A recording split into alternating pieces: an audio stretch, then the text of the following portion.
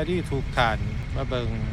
สภาพการท่องเที่ยวอยู่สวนปทุไสนครหลวงเวียงจันทน์ตามเคยตอนบ่ายของวันเสาร์วันที่18กรกฎาคม2026บรรยากาศยังมวลซื่นคือเก่านักท่องเที่ยวหลายคือเก่าวิดีโอนี้เป็นตอนที่4แล้ววิดีโอ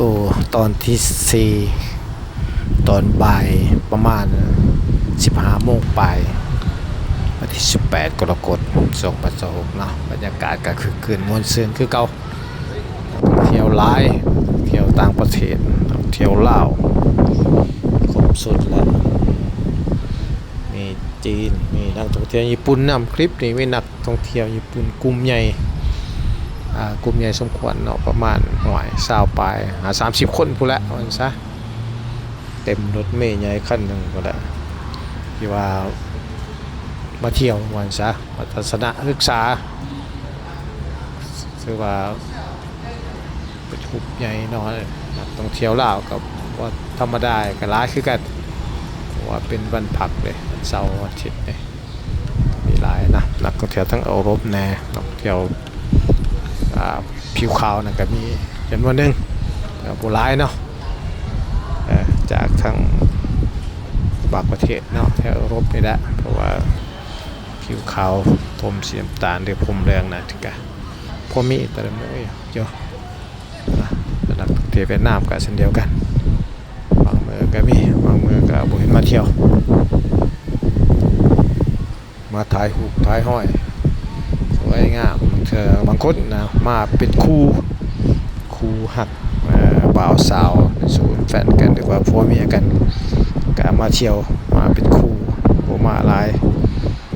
มาจำนวนหน่อยสิก็บ่ใส่ไก่น้ำเที่ยวหรอกเนาะขี่แท็กซี่ขี่3 ล้อมาเที่ยวโลดว่าซั่นซะ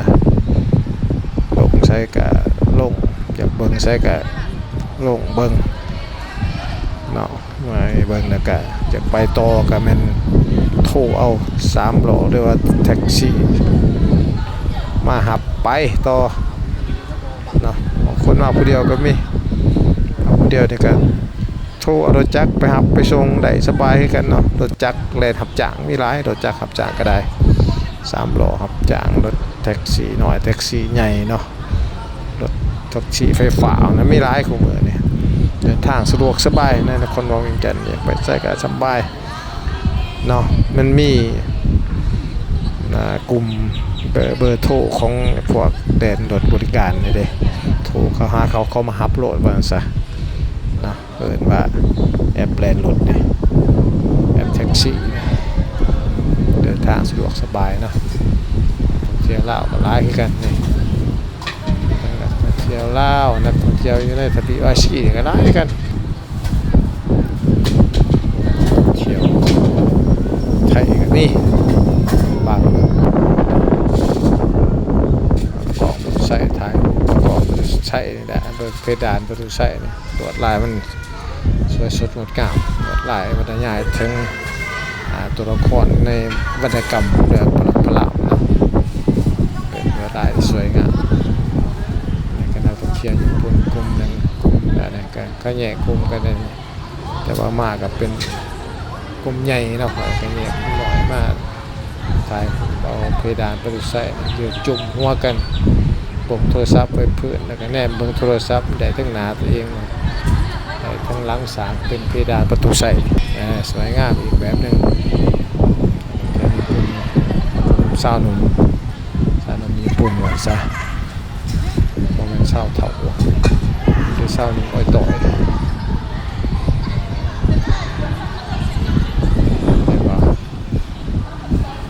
กำลังเรียนอยู่ในระดับมหาวิทยาลัยนี่แหละครับระดับนี้ว่าซะจบแล้วก็มีว่าคือเที่ยวชาวญี่ปุ่นอันนี้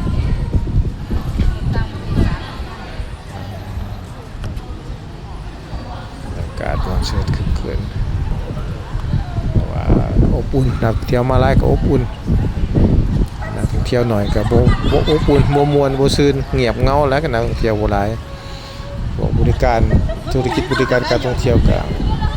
บ่ได้เงินเนาะอาหารก็บ่ได้เงินคือกันได้เงินหน่อยเอาซะเพราะว่านักท่องเที่ยวบ่หลาย อาศัยขายให้นักท่องเที่ยวอย่างนั้นจึงพยายามให้นักท่องเที่ยวเขามาลาวหลายๆเนาะที่ให้